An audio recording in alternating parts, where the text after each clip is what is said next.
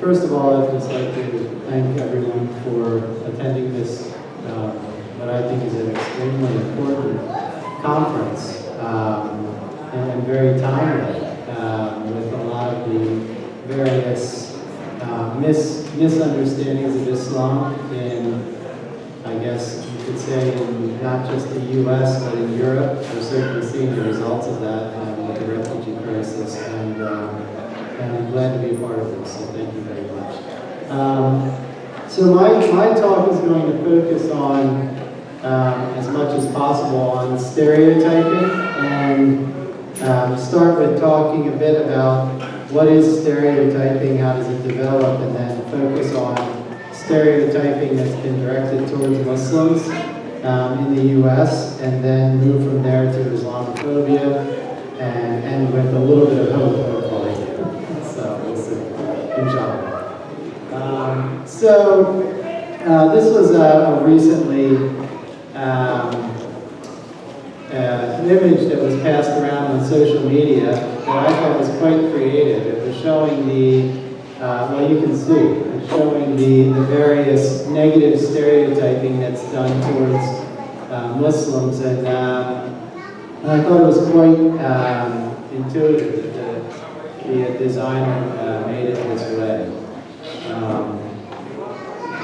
Now, stereotyping in general is, as you can see, it's a thought that's adopted about certain types of individuals or ways of doing things that may or may not reflect reality. Right? So there's one other definition, that it's a fixed or generalized belief about a particular group or class of people. So, the question is, why is it so easy to stereotype? All of us stereotype, right? In some way or another. So the reason is because of two main parts. One is that there's past information. Some things happen in the world. Some events take place that are done by certain people.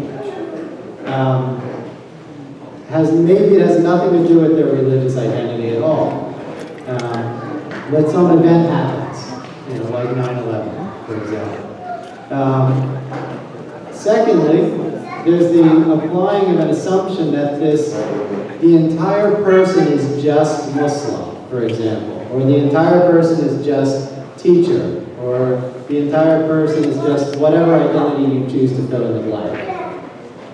Without taking into account the fact that all of us are complex human beings, right? And our motivations are sometimes driven by things that have nothing to do with our religious belief, right? And so, if someone does something bad, as I sometimes say to my students, it might just be Muslims behaving badly.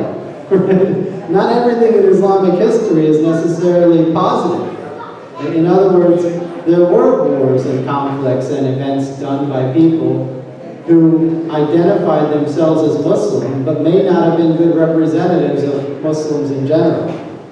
Right? So these are kind of the basis for stereotyping. Now, stereotypes, where do they come from? Where do we get these generalizations? Well, we can get them from parents, family, the media. I'm going to focus mostly on the media today. Friends, your education, right, what you learn plays a big role in stereotyping. Where you've traveled and what you've observed during your travels. Sometimes it's just laziness, like lack of ability to think critically about other people in a positive way. Fear, envy, and so on. Now, there's something in media studies that's called this cultivation, right? And it's a process by which you build an idea in people's minds about something. Now, this is a great tool for marketing. It's a terrible tool for human beings, right? For understanding other humans.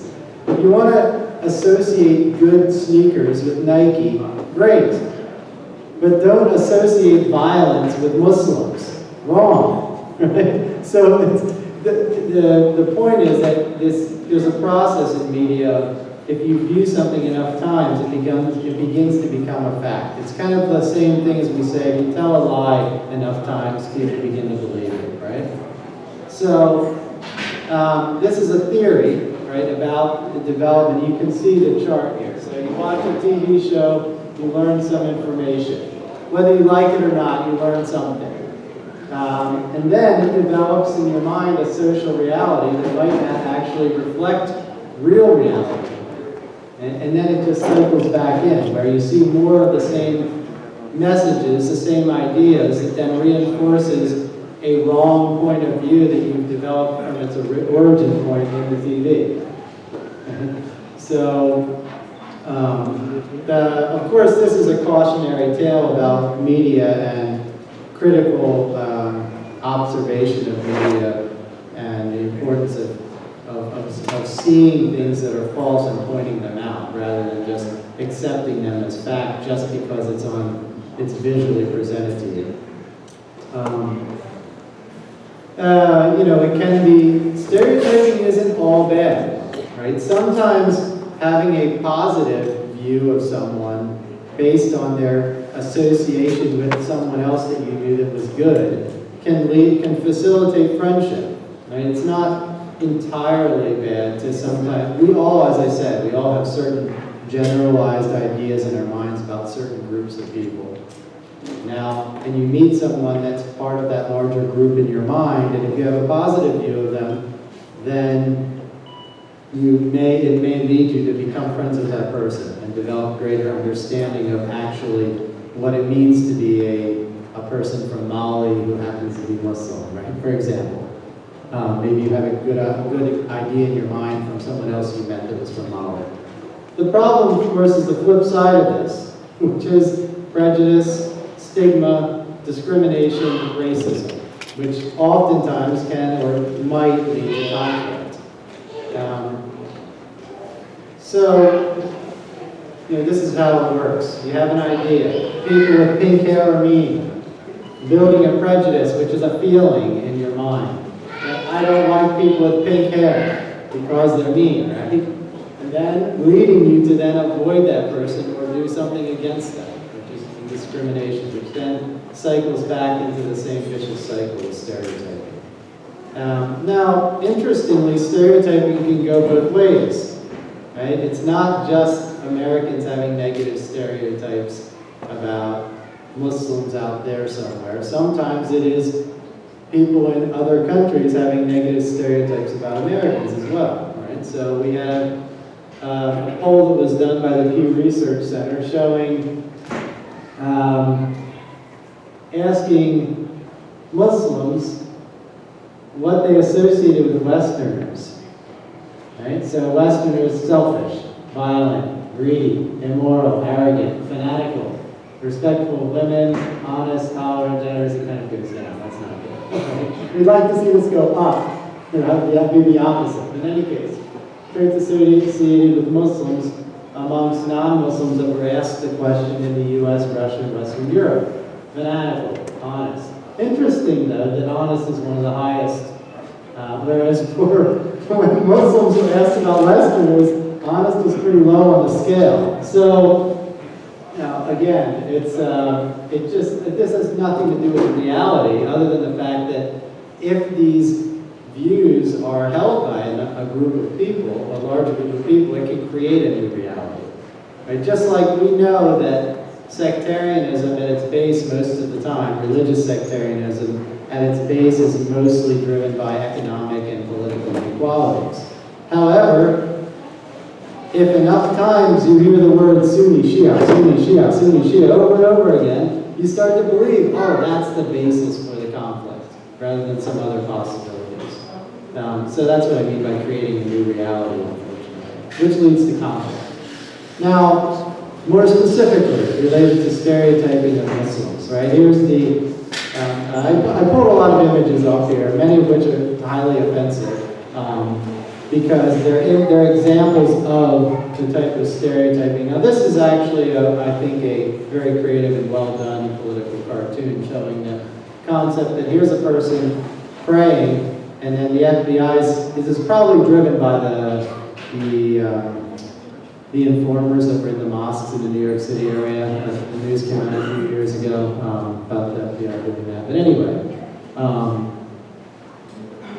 So the problem with stereotypes when it comes to politics is that it can have an impact on policy making and all types of other things, which is it can be disastrous for human lives, obviously. But in the last several years, the last several 20 years, let's say, there's been a significant amount of news coverage about Islam, the Middle East, and Muslims. And of course, many times these news reports conflate the three, right? Or maybe I should add a fourth, which would be Arab, right? So you have Islam, Middle East, Arab, Muslim as kind of all linked together in some way, even though it's a much more complex relationship between those four terms.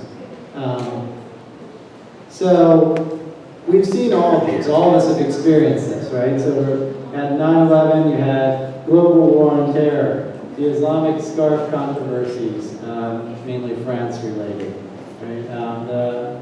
The cartoons, the Prophet Muhammad cartoons in Denmark and Paris, ISIS, and then other issues that are actually probably related to the Arab Spring, but were kind of somehow linked together in portrayal as being Islamic. And of course, many of these media stories present the Western American audiences with a variety of Muslim stereotypes. And here's the results.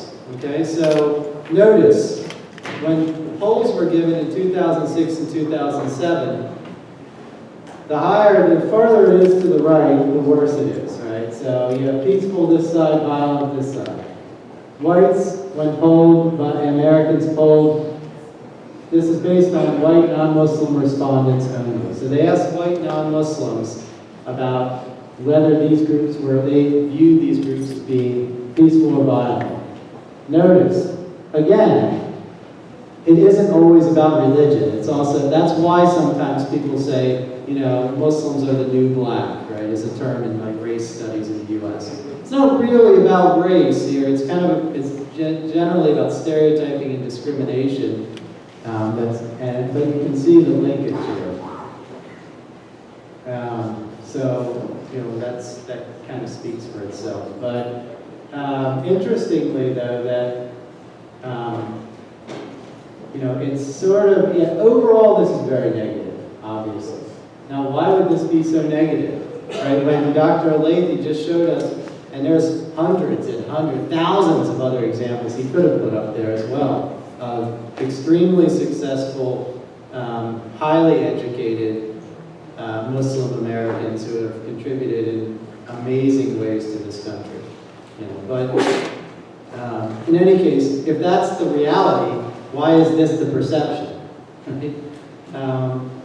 Well, there was a long-standing tradition of negative portrayals of Muslims by Europeans that go back. Edward Said wrote about this in great detail in Orientalism in a book called Covering Islam, and Culture and Imperialism, and other books, and he's a great writer you should all familiarize yourself with. But in the US, until 9/11, the portrayal of Muslims was not so overt, let's say, or so widespread. It was after 9/11 that you began to see the word Islam pushed to the global forefront in terms of media. And of course, the portrayal was not positive. So we know about some of these stereotypes already, right? But it's worth putting them up here. Right? These are all floating stereotypes in people's minds. Right? Muslims never have sex, right? Despite the fact that most Muslim families have at least 3 or 4 kids, which again, stereotypes. Right? For example, in Iran today, the average family in Iran has less than 2 children per family. In Iran. Now, again, that's just an example of breaking a stereotype. But all Muslims are terrorists that hate America, all Muslims hate Jews, women are subservient to men. This is the joke Dr. Alethi said at the beginning, right? You can reverse this, right? Like that. Anyway, men are allowed to, beat and rape their wives, men force women to cover, and so on, right? And this one here, which of course is a major problem since 70% of Muslims in the world are not Arab, at least. But this is a widely discussed issue. But the question is what to do about it. Right? It's discussed. A lot of conferences, Islamic conferences, some of which I've attended, have a section like this. But the question is understanding how it's built and then countering it in some way. So here's some examples from the media. You have regular printing of the words Islam, Muslim next to the words fanatic, fundamentalist, radical. I'll add radical to that list, militant, terrorist, so on. So we've seen, maybe some of you have seen this, right? This is one counter to the argument, right? And it's important to have these types of counter arguments at hand and in your minds, right? So, of course, you know, it's a false connection to connect bin Laden with all Muslims. As I said at the beginning of my lecture, you can just call bin Laden a Muslim behaving badly. And I know some people would like to say he's not a Muslim at all. I'm going to say anyone that self-identifies as a Muslim, we have to take them at their word, but that doesn't mean they represent Islam. Okay, that's how I would talk about that issue. But in any case, in the media, however, instead of bin Laden was a major problem, right? And he was linked very consistently with Islam. But this man who kills a group of children, right? And in his own self-identification of identifying strongly as a Christian, was not linked somehow in the media most of the time as being a Christian terrorist. Right? So there is a double standard that's happening.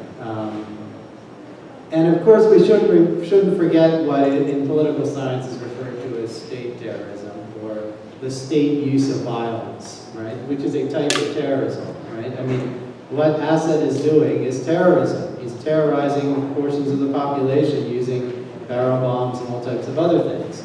But somehow the word terrorism is linked to, you know, oftentimes to Muslims or Muslim groups rather than more generally as it should be, as an act of scaring people.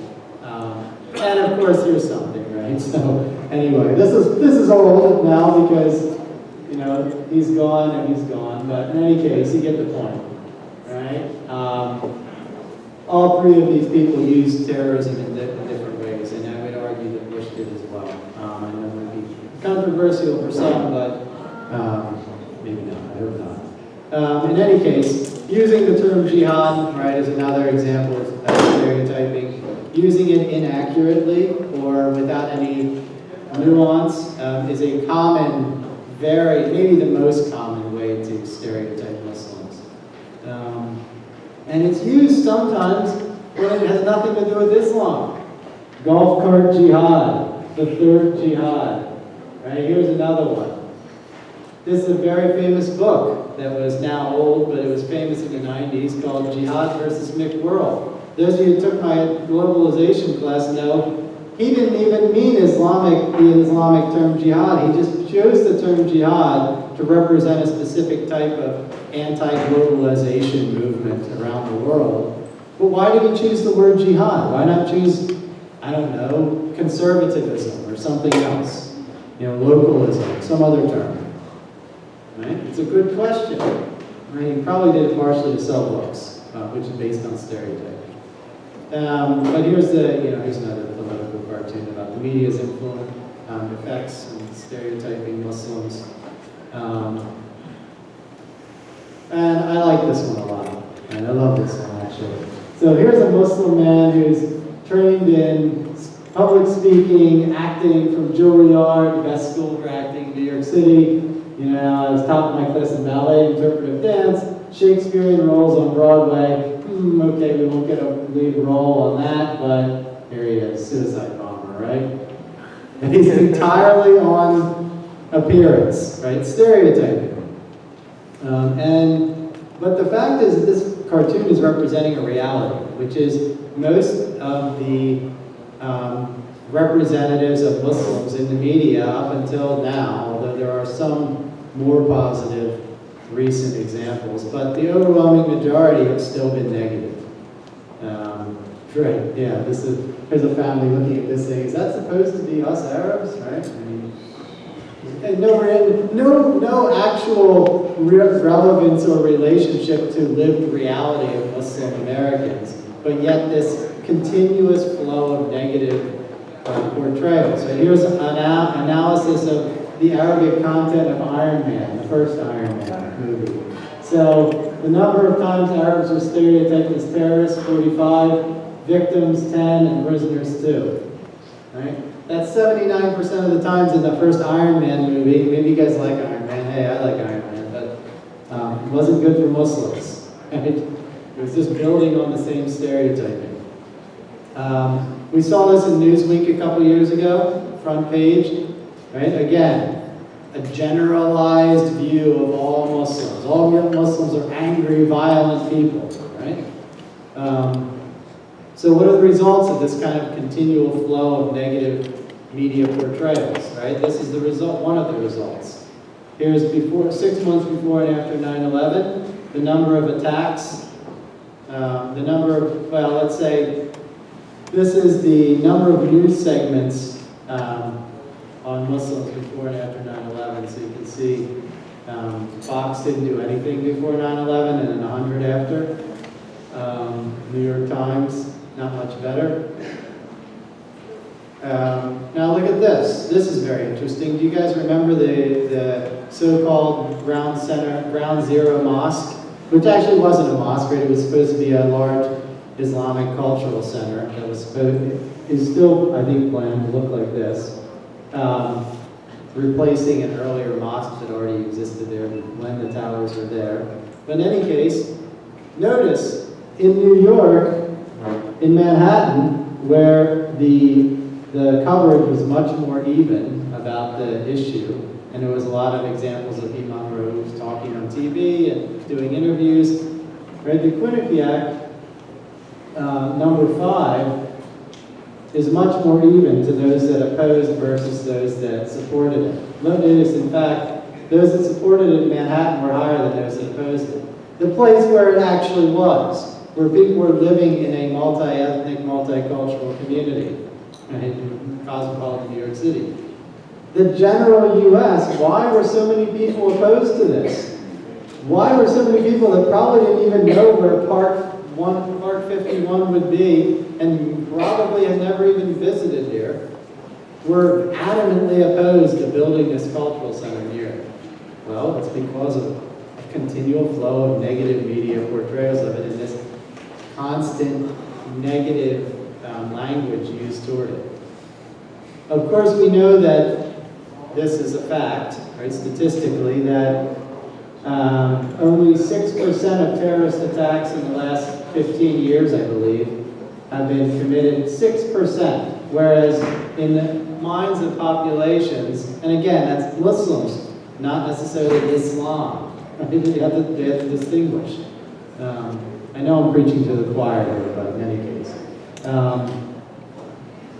Why was this even an issue? Why was this ever an issue?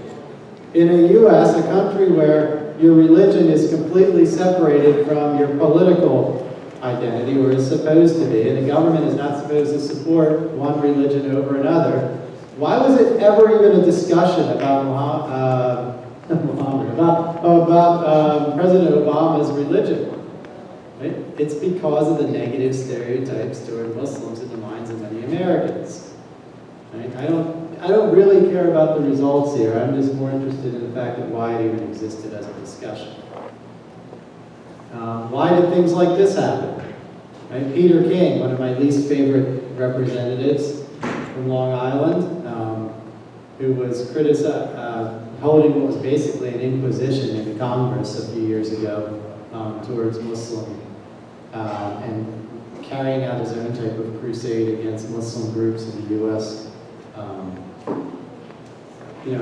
Again, linking, he's a chair of one of the influential committees in Congress, and he was basically linking together Muslims as being all potential Al-Qaeda, and ignoring, right, the much larger groups that were committing all types of homegrown terrorists, right? How many times has there been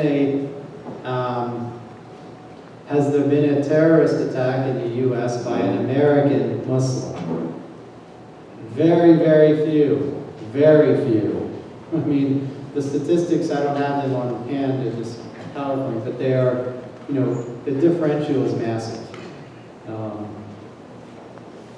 Now, again, another stereotype, big stereotype in the Western media about Islam is related particularly to women. Now, Muslim women have been a target for various types of political usage, I should say, without supporting them as women for a very long time. It's an old game. It's not new to the contemporary media. It's been a long-standing tradition of politicizing the hijab, right?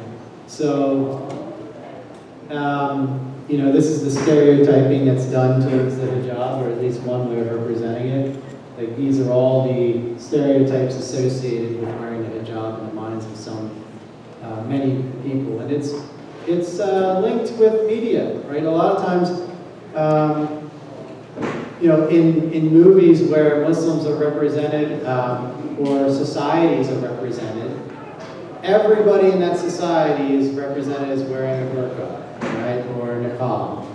Not that there's anything wrong with wearing a burqa or a niqab, but a lot of times the societies where that's portrayed aren't the societies where that's a common practice amongst the culture and the population. So that's the stereotyping part that comes in. Right? We know that there's many, many, many others. This is something I pulled off the web, and you may or may not agree with all these individuals, but there's thousands and thousands of other activist women that are Muslim, that are highly educated and very involved in the political, social, and cultural life of many communities and countries all over the world, and of course in the U.S. as much as anywhere else. But this is another one by the same person that did the first slide I showed, to push back against it. And my point in terms of the need to become media savvy, I'll emphasize it.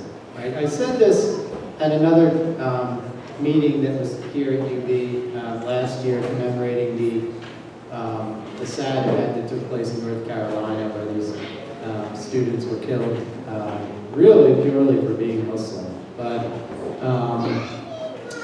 I said at that time it was really important that we encourage some of our children to get involved in media studies and filmmaking and photography and other types of graphic design to try to begin to develop a new narrative, visual media narrative towards Muslims. And this is the problem is that it hasn't really been done up until now, right? Because most of the children of immigrants in the U.S. who are Muslim go into engineering and medicine. And there's nothing wrong with that, right? I think it's great that 10% of American medical service providers are Muslim. That's fantastic. And it'll go up, undoubtedly, right? And I think the engineering numbers would be really, really high as well. But there also needs to be a cohort of people who focus intentionally on media.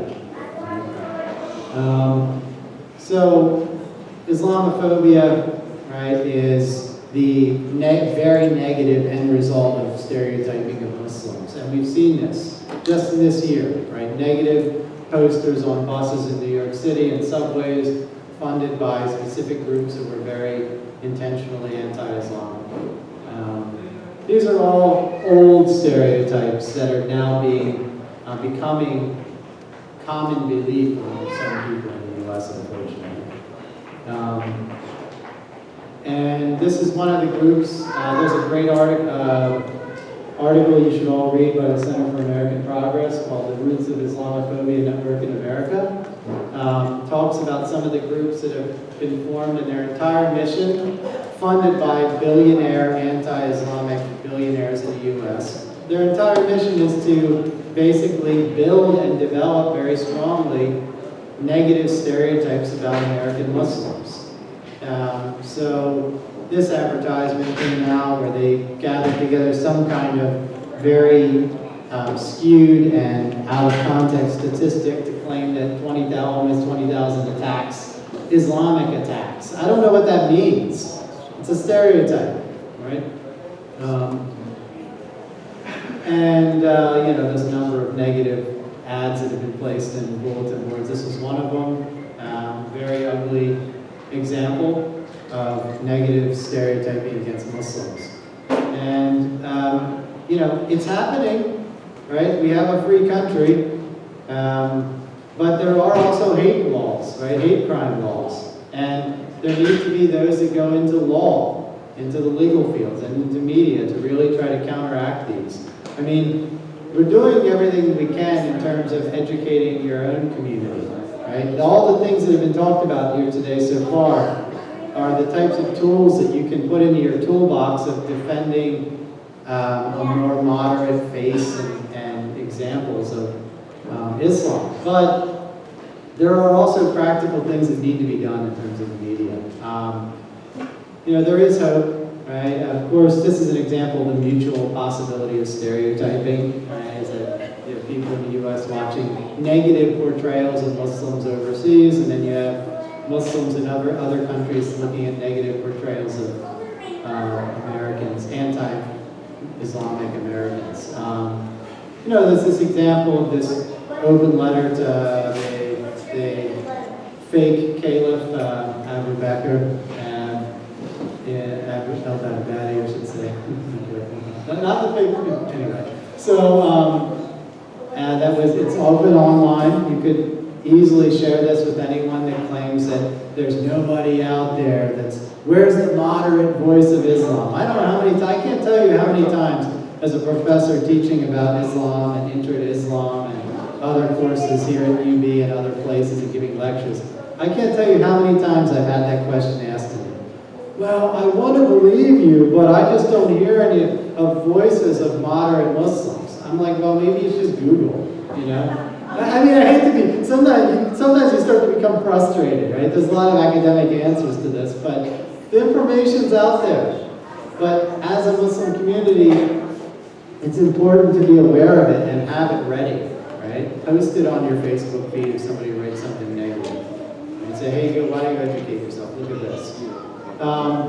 And there is also hope in terms of the actual views of American Muslims. Right? We know that Muslims in America are probably some of the most diverse community in the world in terms of Muslim communities. Most Muslims are Democrat. This can explain why only 11% of Muslims in America vote Republican. This can explain why Donald Trump actually Trump's one of the less aggressive bashers of Muslims in the Republican field. I think Huckabee and Cruz were the worst. In any case, this is why they can get away with it, because they're not catering to any constituency. They have nothing to lose in the primary election because very few Muslims are voting for them. And frankly, based on the rhetoric, I don't think anybody should. That's my opinion. But notice that most Muslims in America are first-generation immigrants. Meaning it's a fairly new community here. And in terms of assimilation, adoption of American customs. 56% of U.S. Muslims want to adopt American customs. 20% want to be distinct. 16% say no. 8% say they don't know. Percentage of Muslims that are happier with their lives. Now notice, this is Muslim Americans, this is infograph, right? So percentage of U.S. Muslims that are satisfied is 82% versus the general American population, which is 75%. Right? So what I'm trying to say is it's good to be positive and optimistic, and we should be. Right? Don't let all the negative stereotyping and the things that I've talked about up until this point damage the positivity and the optimism that is already there inherently in the Muslim community in America.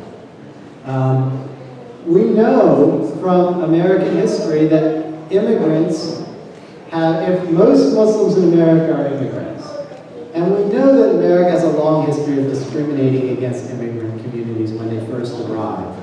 We also know that most of the time, they eventually are widely accepted. The Jews are the best example of this, right? 100 years ago, being Jewish in America was not a great thing at all. Right? I mean, you could not attend the Ivy League universities if you were Jewish. That's just one example. There was a lot of serious discrimination against the Jewish population, which is a different religion, right?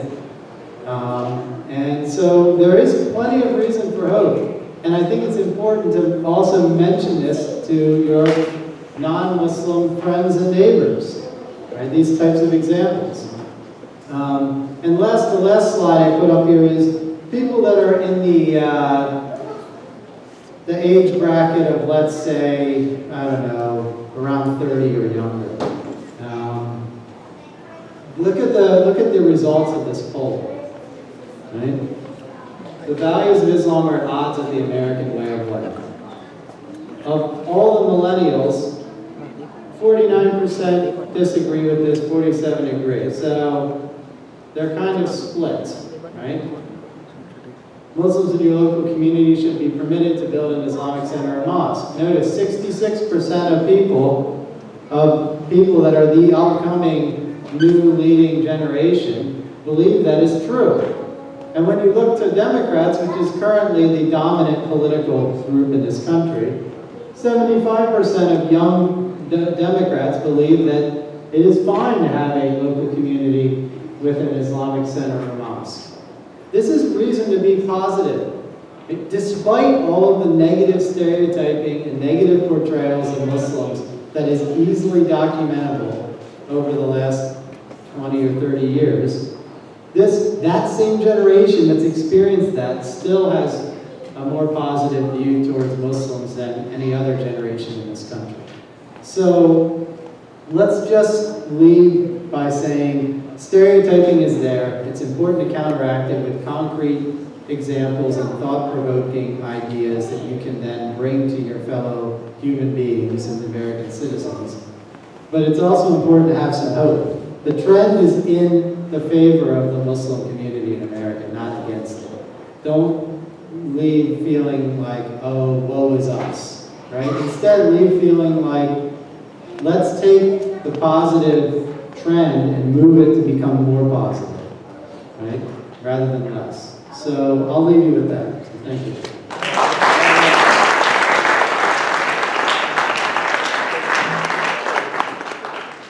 Thank you, Dr. Robert, for the interesting and informative talk. Now we come to the question about this question.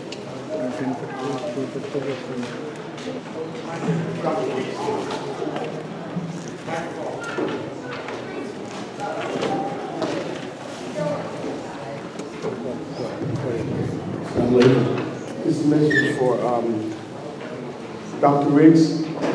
I really, commend you for a quick presentation. But this is food for thought.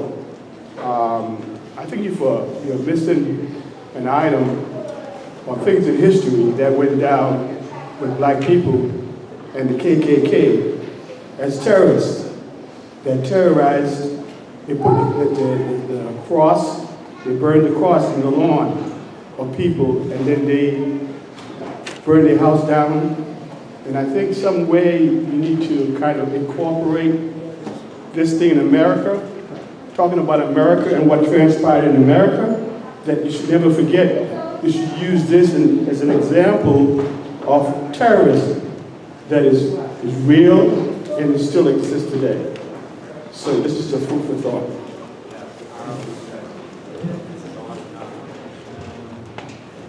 Yeah, thank you so much for that. You're exactly right.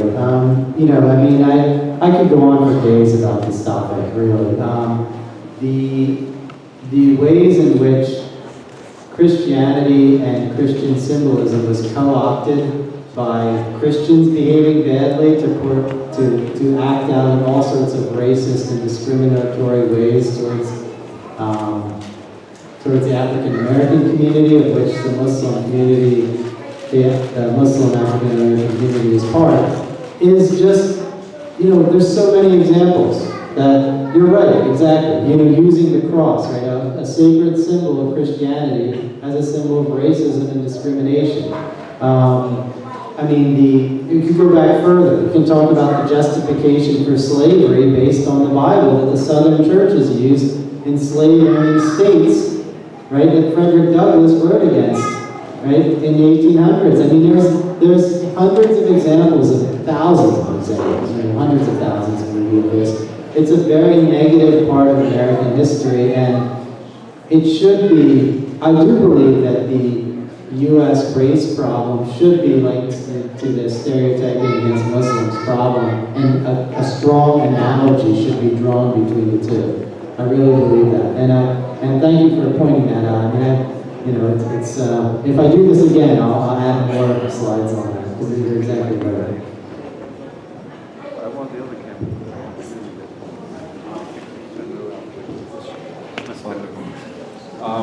I'm impressed by the last slide that was put up that had many Muslim celebrities on it. And I'm wondering if we can tie in a positive message of Islam in the media by getting these well-known people to make statements about what Islam is and what it isn't, and getting it out there in front of the CNNs and Foxes, etc. Is there any reason why that hasn't been done yet? Have we tried it?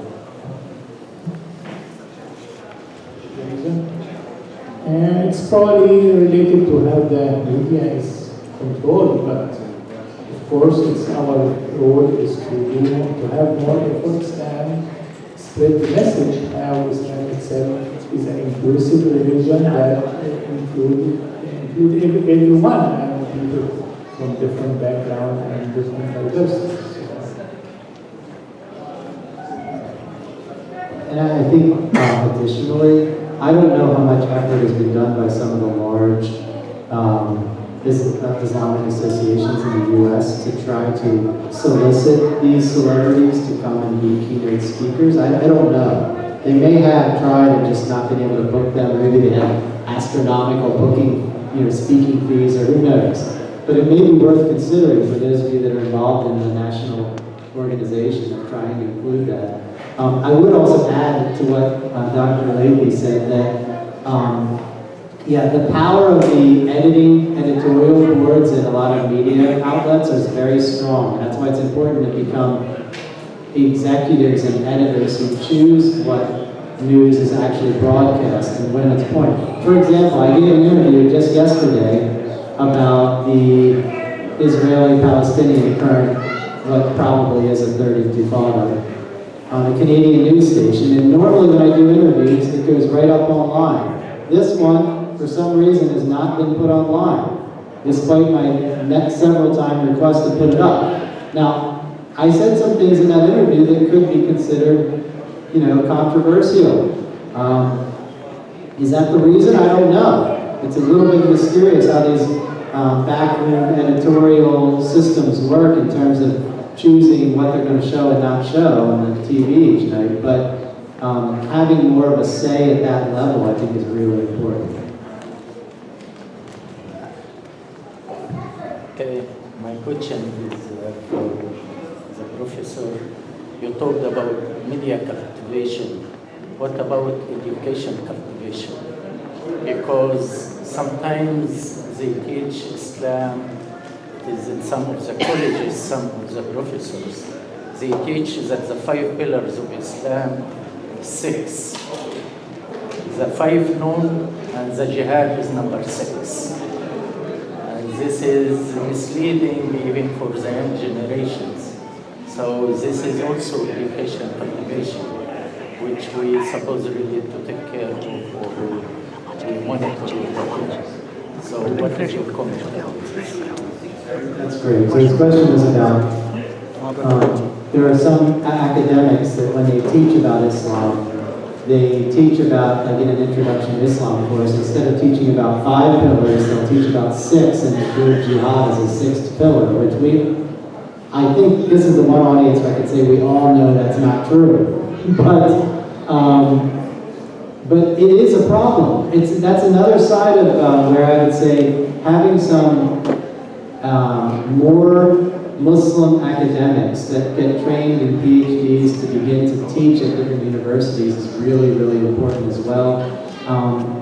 Not because a non-Muslim academic can't teach it, but there needs to be some kind of pushback against that type of curriculum. There are some books that they're using to teach this evening that are written about Introduction to Islam books that included in the chapter on the 5 pillars. I always found that shocking, but it exists. It's a problem. Assalamu alaikum. Thank you for really enjoy listening to this speech. You mentioned that all over the American history that many other groups like the Jews, Protestants, African Americans, they had this discrimination against them over time, and we have it against Muslims now. One big difference, people will say that during that time, they didn't have the power of the media. The power of the media that can create this stereotype and these images. We have this now. Now, since we are not expecting that Muslim community here will have the Fox News and assume Islamic Fox News or Islamic CNN anytime soon, some will say maybe the best way to counter that, since we will not have this power of the media, we don't have the power of the editing room, as you said. Maybe one way is community organization work, the interfaith, work on the ground. Just a general question, I don't know if there's one answer for that. Will that be effective enough to counter this power of the media, power of stereotyping, working on the ground, community organization, interfaith, reaching out? Is that good enough? Or is there any other way to counter this power of the media if you don't have your own media? We need a lot more Twitter advocates and social media advocates that can undermine some of the mainstream social media outlets as well. Like this past week, I think it was last Friday, there was these what I would call American right-wing nationalist groups that were trying to organize these protests outside of mosques and community centers in the U.S. And what happened across social media was all these interfaith groups started coming to the mosques instead and kind of even meeting these extremists and talking to them and trying to dialogue with them.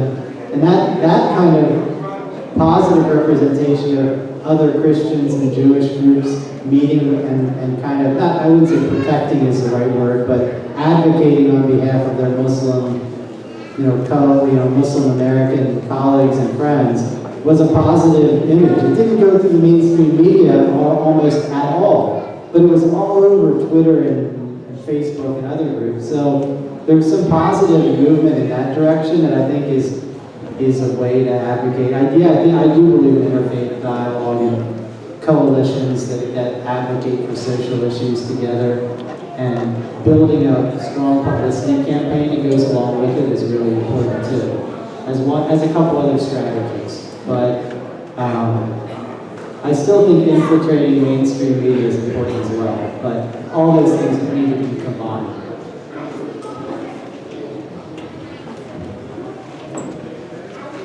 Finally, we come to the part of this session. I would like to say thanks to the speakers and thanks to the audience for their attention. Thank you so much.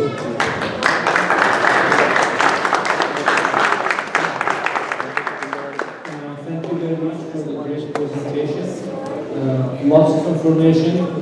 The last part of the presentation touched me, and I'll tell you what and how and why.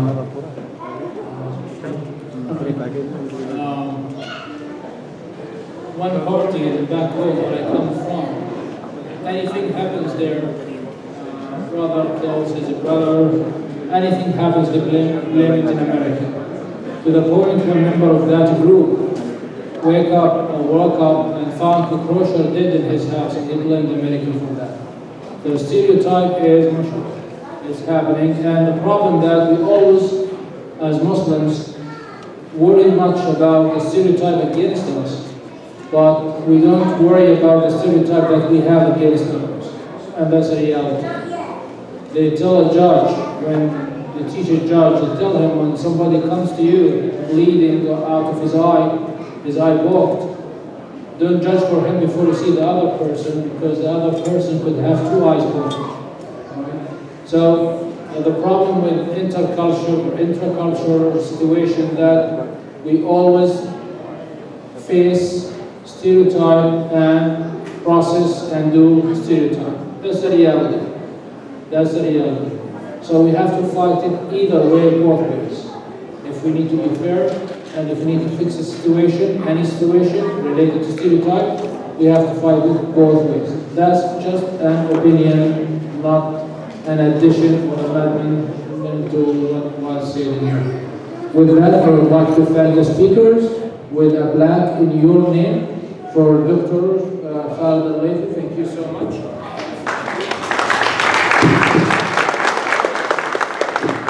And I would like to thank my dear friend who always there for us whenever we needed him, Dr. Robert Rex.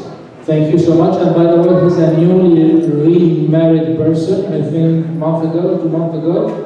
I'm not sure why you did that again, but congratulations.